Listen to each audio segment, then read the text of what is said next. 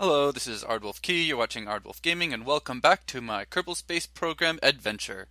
It's been a while since I made another episode for this Let's Play, but you know how it is, life gets in the way, you get busy and sidetracked. And then you get into the cycle where the longer you put something off, the harder it is to get started again, and you just keep putting it off. But no more, I'm going to start this series up again. Well, at least for now. Anyway, since the last episode, as promised, I spent quite a bit of time grinding space missions, as you can see. Basically, I kept on doing little science missions and tourist missions, working at my money and my science until I had just enough to upgrade the VAB. No, like the launch pad. Yeah, I upgraded the VAB too, but I meant the launch pad. So now that I'm not as restricted by how many pieces I can use per rocket, I'm ready to attempt to build an orbiter. Though I'm only about halfway through the time-lapse of all my previous grinding. Speaking of changing the subject, I went ahead and added a couple of mods, including MechJeb and the Kerbal Construction Time mod. And yeah, I guess you could say that MechJeb is sort of cheating. The way I see it though, by the time I unlock all of the useful functions of MechJeb, I'll have already probably done all of the maneuvers by hand quite a few times, so it's just going to save time. By the way, for the uninitiated, MechJeb adds a little device that lets you automatically orient your ships and move your ships. So you could do things like have an automatic orbital rendezvous with it. You could just push one button and it'll automatically rendezvous with another ship in orbit. You still have to unlock all of those abilities though. Besides, I think it's pretty reasonable to assume that the people at the Kerbal Space Center are going to invent a more automated way of navigating through space. Now the Kerbal Construction Time mod was quite interesting. I was expecting it just to add some kind of timer for how long it would take for a rocket to launch, but it does quite a bit more than that actually. We're almost at the end of the time-lapse though, so I'll just let that finish up first.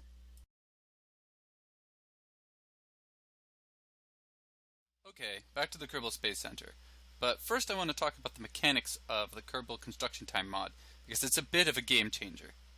Now the purpose of the Kerbal Construction Time mod is to make it so you have to deal with how long it takes to actually construct a rocket.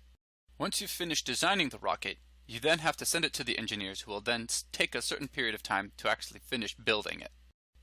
Now in this mod you get a certain number of points, and you earn more points as you progress onwards, and you can use the points to increase the rate at which the rockets are built. But you have to split these points between the vehicle assembly building, the spaceplane building, and research and development. The more points you put into any of these things, the faster they will progress. You can also buy multiple slots, so you can run multiple projects in parallel, but you still have to pay to increase the rate of those slots as well. Now I'm going to spend most of my points increasing the rate of my vehicle assembly building, so I can make rockets more quickly.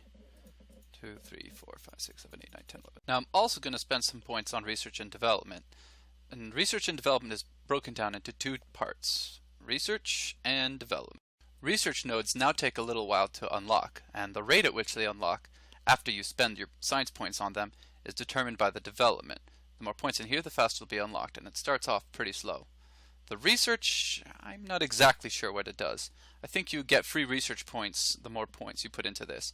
Since I'm mostly interested in development, since I'm just going to unlock the new rockets, I'm going to put 4 points into this one. So, when I go into the research and development building, and I select the tech that I've been saving up for, start researching it, it says that it will be done in 5 days, 3 hours, and 45 minutes. Close this, and open the build list, and you can see that it's being built right over here. It gives me the option to time warp to when the technology is completed, which I'm going to do right now. And it'll be done in just a few seconds. So I'm finally ready to start designing my orbiter, and I'm going to start naming my spaceships after my friends. So this will be the Lashana orbiter, and nothing bad will happen to it. So I'm going to start off with the control capsule, put Science Junior directly underneath it, and since I just finished the tech, oh, is it not actually done yet? Oh, it says it will be done in 44 seconds. Advanced rocketry will be complete in 44 seconds. Time does not pass while designing a spaceship though, so I will have to exit.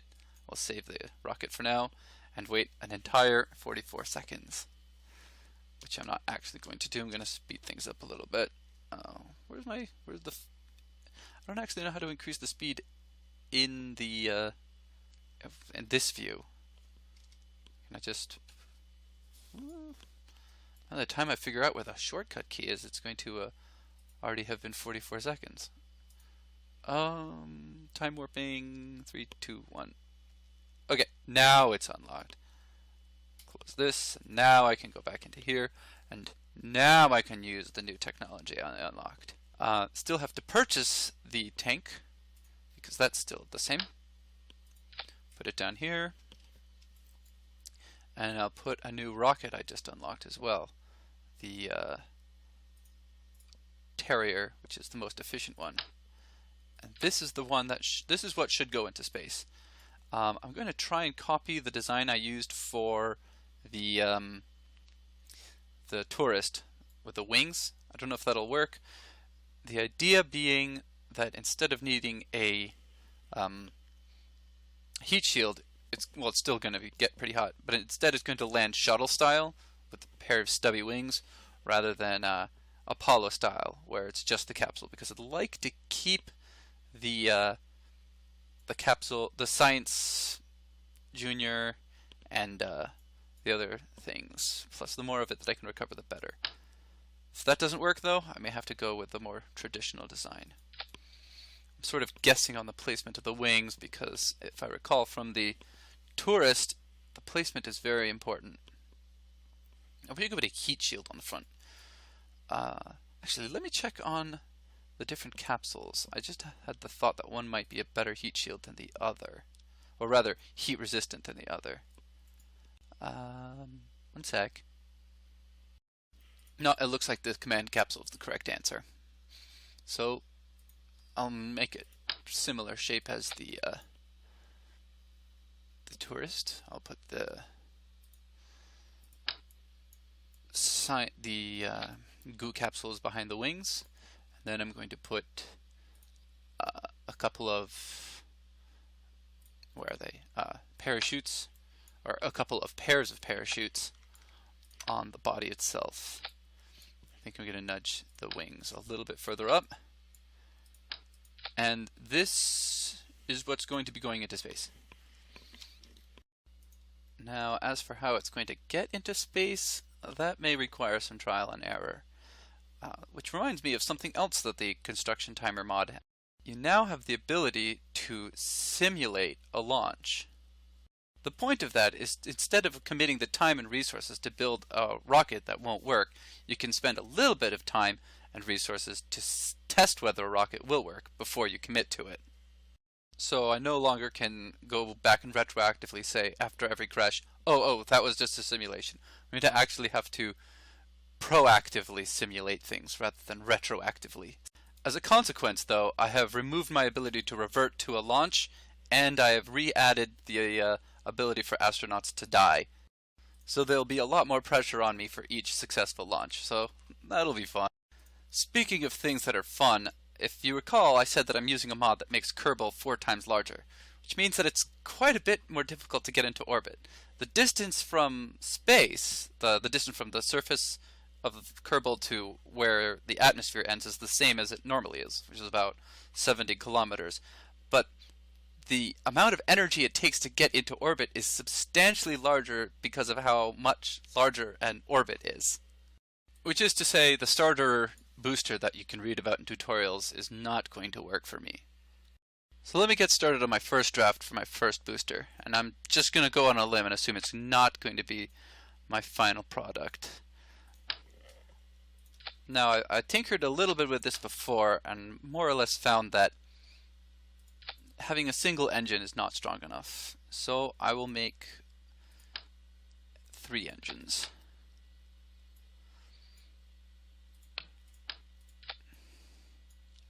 Not sure if that's enough. I'll put, for good measure. Yeah, I could have just done it like this. Saved a lot more effort. Screwing this up a little bit. Okay, that looks more rocket-like. And let's put on the biggest rockets that I can find. After that, how many pieces do I have right now? 2630. So that means I'm running low on parts. I can try and put 2 more solid rocket boosters, but I think that might be it. That's 30 of 30. Well, this seems like a good enough first draft as any. I don't suppose I have anything aerodynamic to put on the top of these. No, I'm not technologically advanced enough for that. Well, I'm going to save and I'm going to do my first simulation. Here we go. I'm already noticing a flaw in the design. It appears that it is too heavy to get off the ground. Test number 2. More boosters.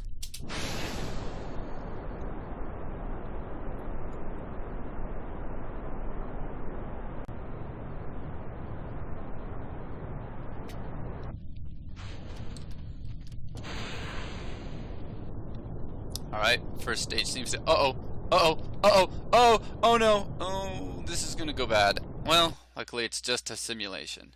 Test number 3.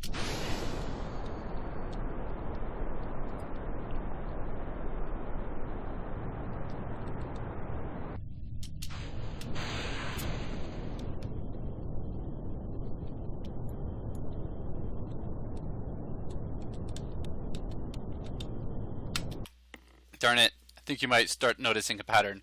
I think we may have to go into time lapse.